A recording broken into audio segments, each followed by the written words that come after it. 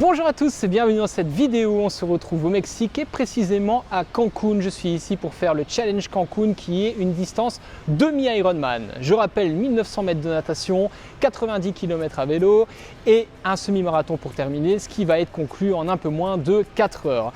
Donc dans cette vidéo, je vais partager avec vous toute la compétition. On est 2 jours avant, je vais vous partager quelques éléments d'avant-course, de ma préparation, de la fin de la préparation, tout ce qui se passe avant la compétition, évidemment avec ma caméraman. On va voir les images de la compétition. J'espère qu'elle filmera bien, sinon vous mettez en commentaire des commentaires désagréables envers elle, évidemment. Et bien évidemment, après la compétition, on débriefe ensemble avec les chiffres, les données que j'aurai sur place à l'heure actuelle. Donc je n'ai aucune idée de ce qui va se passer et j'espère vraiment faire un bon résultat. Donc on se retrouve tout de suite après pour la suite de la vidéo. Et avant ça, on n'oublie pas de s'abonner si on n'est pas déjà abonné à la chaîne et de mettre un petit like. C'est parti les amis!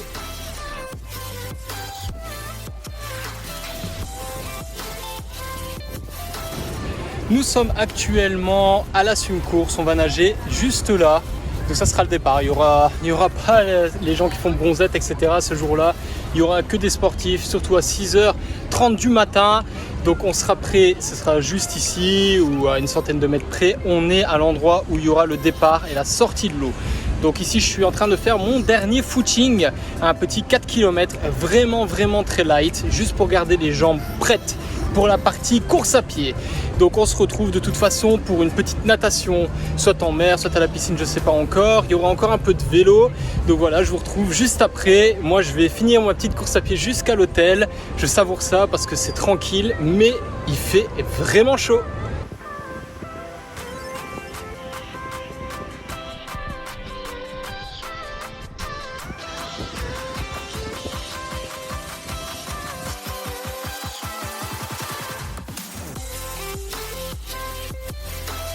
Alors le but ici, ça va être de remplacer les lacets qui sont sur les chaussures par des lacets spéciaux triathlon. Donc c'est avec des élastiques pour pouvoir mettre la chaussure facilement sans avoir besoin de la lacer à la transition numéro 2. Et voilà, ici vous pouvez comparer une fois que c'est terminé entre les élastiques, donc c'est les nouveaux que j'ai mis, et les anciens lacets, les lacets originaux. Donc c'est très simple à mettre, ça m'a pris environ 5 minutes et il faut absolument les tester avant votre compétition. Il ne faut pas trop les serrer non plus. Et maintenant on va voir qu'est-ce que ça fait au final. Et bien c'est que ça nous permet d'enlever facilement la chaussure. Comparativement à l'autre, ça sort mais très difficilement. On va essayer de ne pas les casser avant la course. Et surtout quand on va les mettre à la transition 2, sans forcer, c'est mis.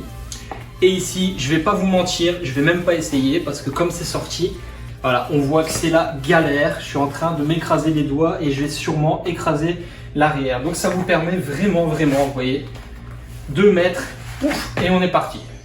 Avant de continuer la vidéo, ma maman a un petit message pour vous, alors écoutez-la attentivement. N'oubliez pas de vous abonner sur la chaîne YouTube d'Emmanuel Lejeune et surtout n'oubliez pas le pouce sur ces vidéos. Je vous remercie.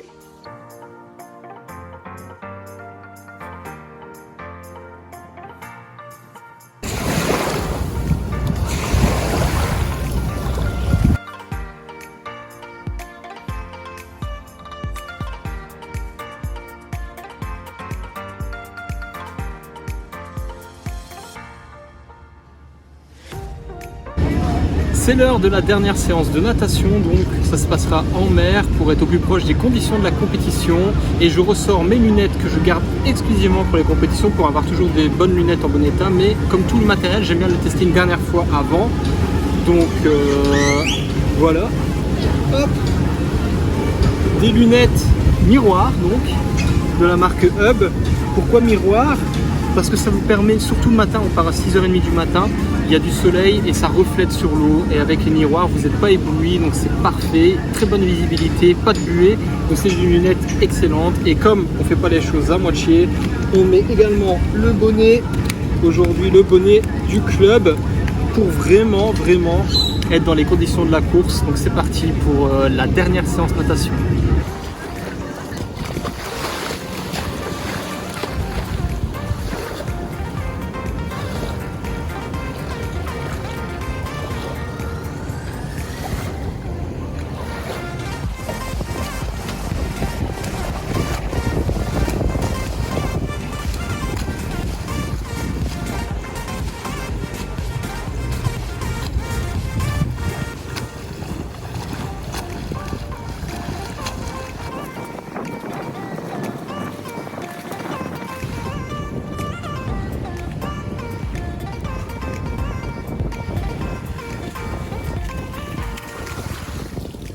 Bon voilà, la dernière natation est faite et je peux vous dire que l'eau elle est très salée et elle est également très chaude. J'ai jamais nagé dans une eau aussi chaude. Bon, on va pas se plaindre parce que quand c'est vraiment froid c'est pas très agréable.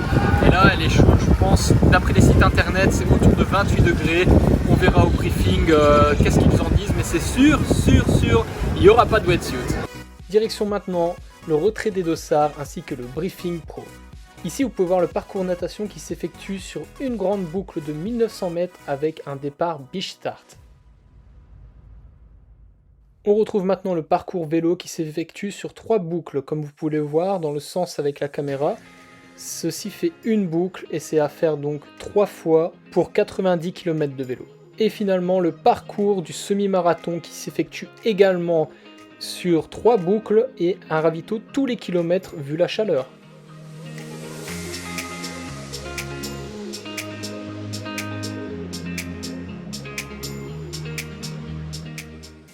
Allez, je vous laisse 2 petites secondes pour profiter des belles vues qu'on voit depuis le toit de l'hôtel.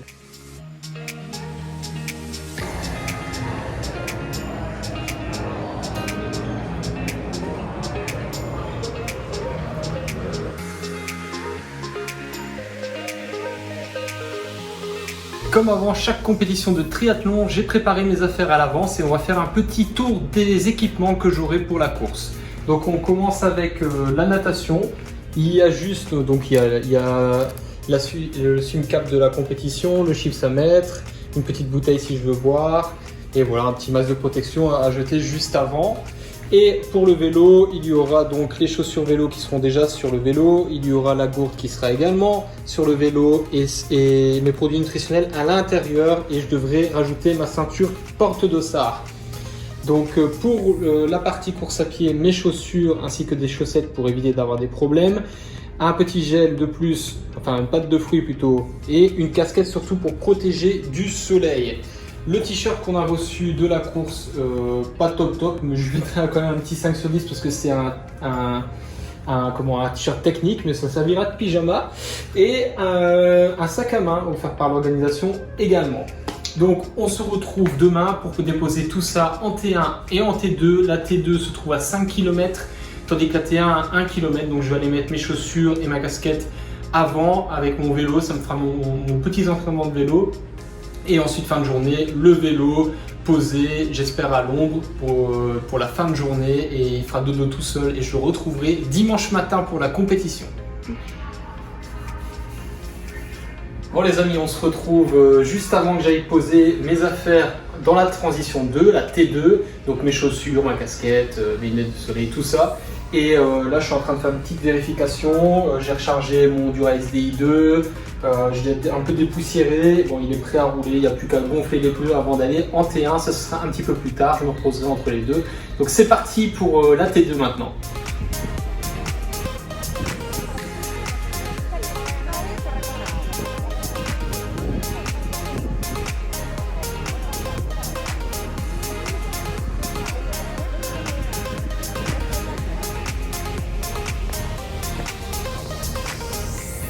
Bon voilà les amis, les chaussures sont mises, on comprend pas très bien, il n'y a rien de tracé au sol etc. On n'a pas le droit de rentrer avec notre vélo pour tester comment on va le mettre etc.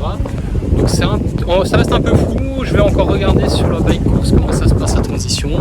Et voilà, sinon l'espace est assez grand et voilà, j'espère que ça va bien se passer en T2 et on se retrouve sur la T1 après le retour à l'hôtel en vélo.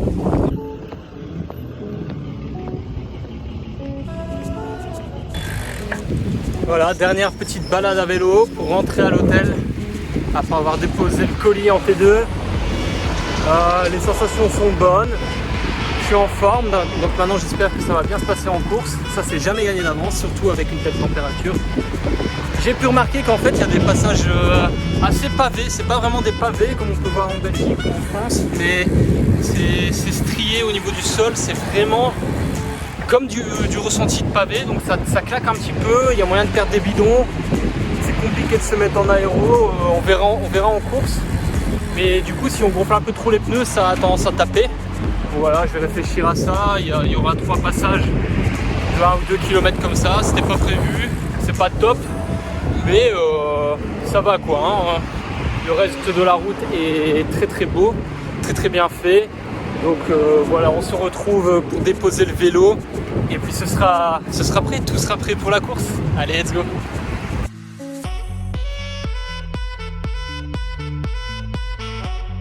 Bon les amis, une petite pause s'impose. Je dois vous expliquer ce qui vient de passer.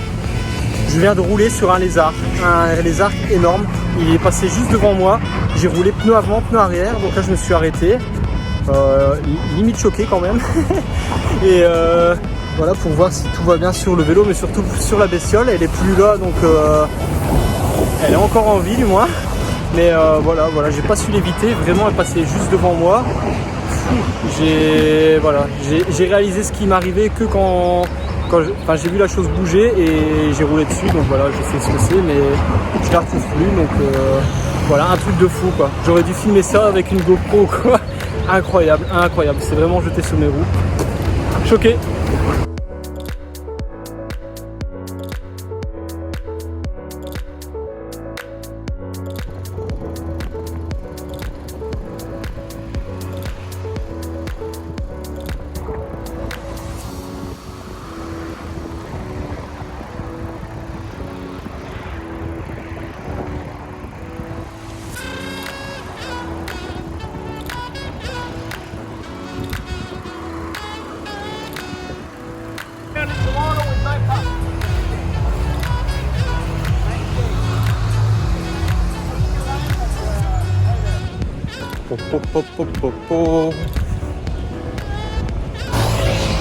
Ça c'est le mood du matin en se rendant à la compétition.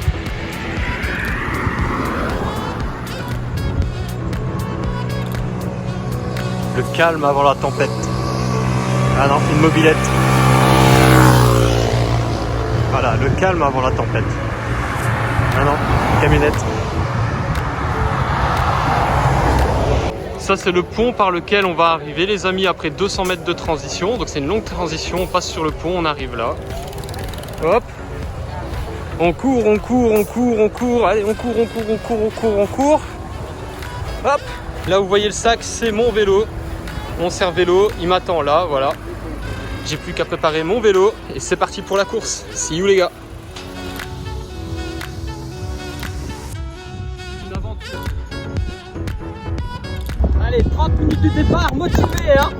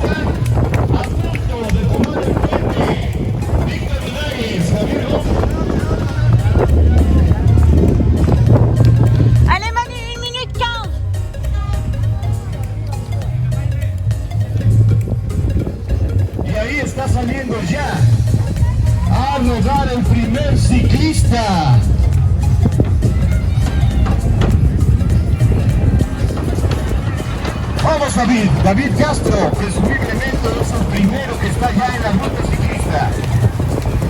La última edición del Challenge Cancún. Allez Manu, t'es super bien parti. Là, je suis. T'étais à 8ème là.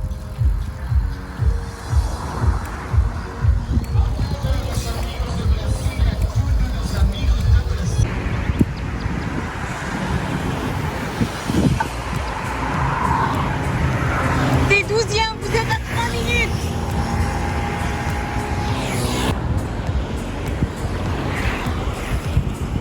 T'es 12ème à moins de 3 minutes.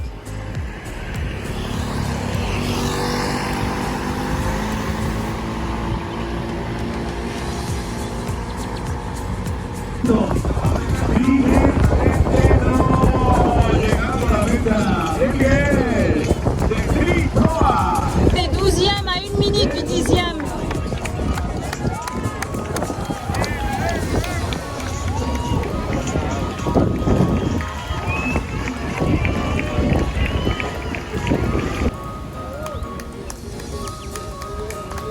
Allez Manu.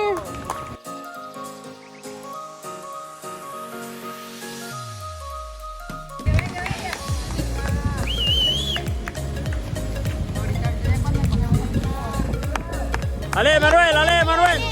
Allez Manuel. Muy bien. Venga, campeón. Allez Manuel, allez. Allez, allez, allez.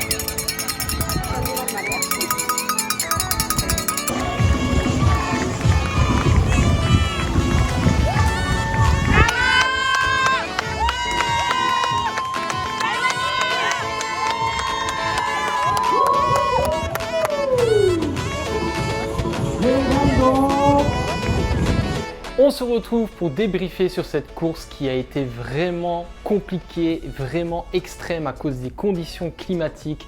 Tout le monde était d'accord avec ça. Pratiquement 38 degrés ressentis sur le parcours de la course à pied. Donc c'était vraiment très très chaud, même pour le Mexique. Donc reprenons les choses dans l'ordre. Commençons par la natation. Eh bien j'ai très bien nagé, je suis vraiment content. C'est dans la continuité de ce que j'ai fait dans la dernière course à Dubaï et c'est peut-être même mieux quand on compare avec le premier sorti de l'eau, Javier Gomez, qui sort qu'à 1,15 alors qu'il a été 5 fois champion du monde de la distance sprint et olympique. Donc c'est vraiment pas mal, surtout quand je me compare aux adversaires, etc. Donc très content de cette natation. J'ai nagé environ 1,15 par 100 mètres, donc c'est vraiment excellent. La natation était un petit peu plus longue que 1900 mètres, selon les chronos de chaque participant et selon ce que ma montre indique également. Ensuite, passons à une bonne transition. Je fais vraiment une très bonne première transition et je suis sorti dans un super groupe à vélo. Et là, malheureusement, la moyenne à vélo est vraiment pas bonne. Et pourtant, j'ai battu mon record de watts sur le vélo, 326 watts de moyenne. C'est beaucoup mieux que lors de ma dernière course et pourtant c'est mon plus mauvais temps vélo. Donc là on a du travail en arrière pour trouver les raisons qui font que mes watts et ma vitesse ne sont pas en corrélation. Donc ça ce sera pour trouver avant la prochaine épreuve évidemment.